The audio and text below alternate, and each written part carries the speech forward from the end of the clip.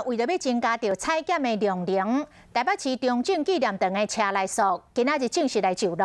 早起一透早，现场就来满满的车条，开放的1200个预约的名额嘛拢总满。也毋过台北市加开的这种防疫的急门诊，民众约好无来的比例真悬。其中富阳园区专门开放予12岁以下小朋友的亲子的门诊，约好无来的比例高达5成。遮尔啊宝贵的资源，就安尼浪费掉，市长郭文铁真气恼。讲若搁安尼，就要点记做记号，要来登记着身份证的字号。所以要提醒大家，唔通安尼讲注文的煞无来，会当来取消，把这个名额留予现场的民众。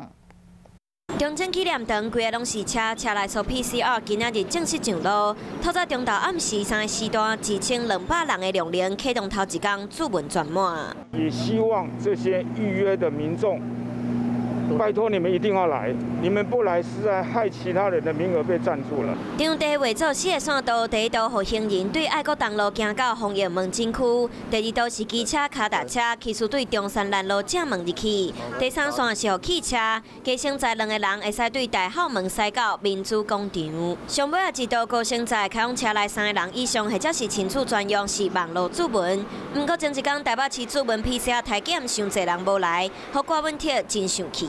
不可以放鸽子，我就看着要气死了。这个最高到49%的哈，再来我就真的要记下你这个身份证字号。提醒民众会使取消，不过卖注文阁无来。北市防疫急门诊和车来数无来几率，以富阳园区上悬达到49%，仁爱园区目沙车来数嘛有42%。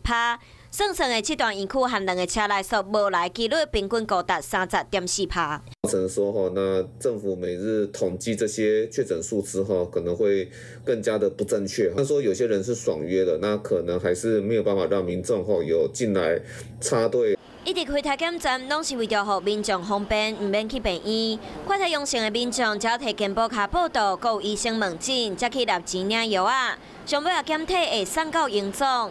目前台北市的体检量能已经达到每天会使体检11280个人。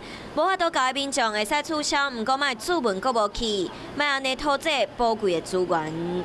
嗨，我是庄宇杰。想要看到更多的新闻内容吗？赶快订阅华视新闻的 YouTube 频道，并且开启小铃铛，跟着宇杰一起看新闻吧。